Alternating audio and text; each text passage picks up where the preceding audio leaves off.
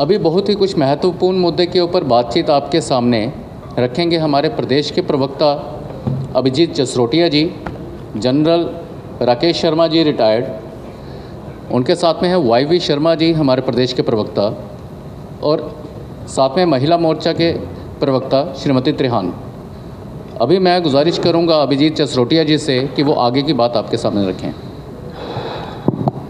बहुत बहुत धन्यवाद आपका डॉक्टर प्रदीप जी।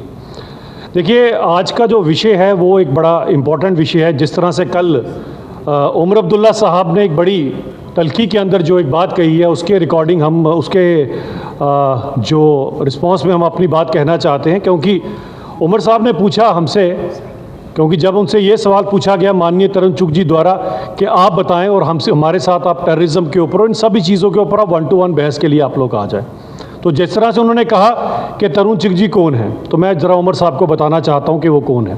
तो सबसे बड़ी बात ये आती है उमर साहब कि ये वो उस पॉलिटिकल पार्टी के, जो विश्व की सबसे बड़ी पॉलिटिकल पार्टी है, उसके जनरल सेक्रेटरी हैं। और ये भी आपको बताना चाहता हूं उमर साहब कि ये उसी पॉलिटिकल पार्टी के जनरल सेक्रेटरी हैं जिस पॉलिटिकल पार्टी ने आपको उंगली थमाकर तो यूनियन मंत्रालय दिखाया था। सबसे पहले आपने अगर कहीं पर जो ट्रेनिंग ली थी वो यहीं पर पाई थी। तो कम से कम इतनी जल्दी ना भूल जाएं इन सब चीज़ों को। अगर आपको हमारी पॉलिटिकल पार्टी का नाम याद नहीं है, हमारे लीडर्स का नाम याद नहीं है, तो इसमें कसूर आपका है, हमारा नहीं है। लेकिन उमर साहब, बात यह आती है कि हम आपको जो कहना चाहते हैं कि तू इधर उधर की बात ना कर, तू बता के काफिला कहाँ लुटा और कश्मीर कहाँ लुटा, उसका जवाब दें। ये छोड़ दीजिए कौन क्या है क्या नहीं, हम आपसे जो सवाल पूछे उसका जवाब दीजिए।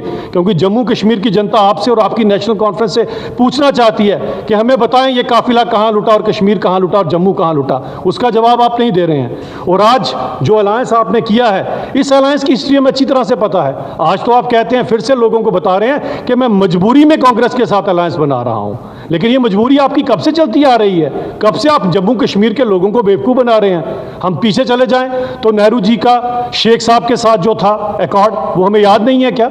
जिसके कारण आपने जिस तरह से हमारे महाराजा को यहाँ से खदेड़ा था, हमारी उनकी खुद की खरीदी हुई रियासत से एक षड्यंत्र के चलते, वो भी हमें अच्छी तरह से पता है कि आपके तो बड़े पुराने संबंध हैं, दादों परदादों के टाइम के आपके संबंध हैं। और उसके अंदर हमें अभी भी याद है, उसके बाद 10 से शायद 14 साल तक शेख साहब को जेल में रखा था कांग्रेस वालों ने। और आज ये बात आती है कि अगर आपके दादाजी को 14 साल के लिए जेल में रखा, उमर साहब आपको कम से कम अपने दादाजी के साथ तो खड़ा होना चाहिए था।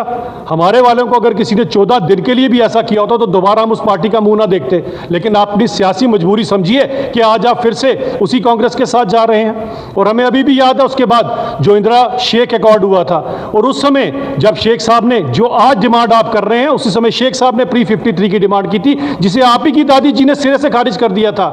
और आज जिसे राहुल गांधी जी की दादी जी ने सिरे से खारिज कर दिया था, और आज राहुल गांधी जी उसी के नक्शे कदम पर चलते हुए अपनी दादी जी को गलत साबित करने पे तुले हुए हैं। तो राहुल गांधी जी को भी जवाब देना पड़ेगा कि वो क्या था। आज क्या राहुल गांधी जी ठीक है या उनकी दादी जी ठीक थी?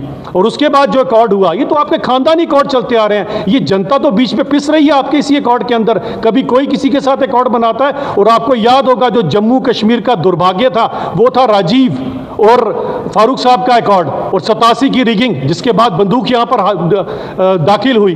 और आज आपको जवाब देना पड़ेगा उमर साहब, वो 1.5 लाख लोग जो कब्रों में दफन है, उसका जवाब कौन देगा? जरा मुझे फिर बताएं। आज फिर से आप ऑटोनॉमी की बात करना शुरू हो गए। आप फिर से जो अमन सुकून यहां पर आया हुआ है, उसको आप फिर से वापस उसी कगार पे लाकर खड़ा कर देना चाहते हैं। तो उमर साहब, इन सब चीजों का जवाब आप कब देंगे लोगों को? ये आपको बताना पड़ेगा। आज तो जिस हिसाब से आप ऑटोनॉमी की बात कर रहे हैं, 2.5 करोड़ से ज्यादा यहां पर सैलानी आए हैं। आप और राहुल गांधी जी क्या चाहते हैं? ये 2.5 करोड़ के सैलानी फिर से वीजा लेकर यहां पर आए, और जब वीजा लेकर यहां पर आएंगे तो क्या 2.5 भी पीछे रह जाएंगे? तो कहां जाएंगे जम्मू कश्मीर के लोग? कहां जाएंगे वो कश्मीर के लोग जिसने पिछले 5-10 सालों से जो कम से कम उनकी खुशहाली देखी है?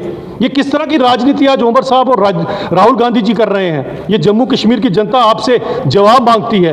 वो गुज्जर बकरवाल भाई जिनको आपने, जिनकी उत्पीड़ना की और आज तक जिनको कभी आपने उनके हक नहीं दिए, आज अगर उनको 50-60 साल बाद उनके पॉलिटिकल हक और बाकी हक मिले हैं, आज क्यों आप और राहुल गांधी जी उनके हक छीनने पर उमादा हुए हैं? आज क्यों हमारी बच्चियों को जो 50-60 साल बाद हक मिले हैं, क्यों उमर साहब और राहुल गांधी जी उनसे वो हक छीनने पर उमादा हुए हैं? और वेस्ट पाक और पीओजे के रेफ्यूजी, इसके अंदर मैं राहुल गांधी जी को बताना चाहता हूं कि जरा ये चीज के आप हमारे रेफ्यूजी भाइयों को बताएं जिन्हें 60 साल तक अपने देश के अंदर आपने एलियंस की जिंदगी बताने पर मजबूर किया था।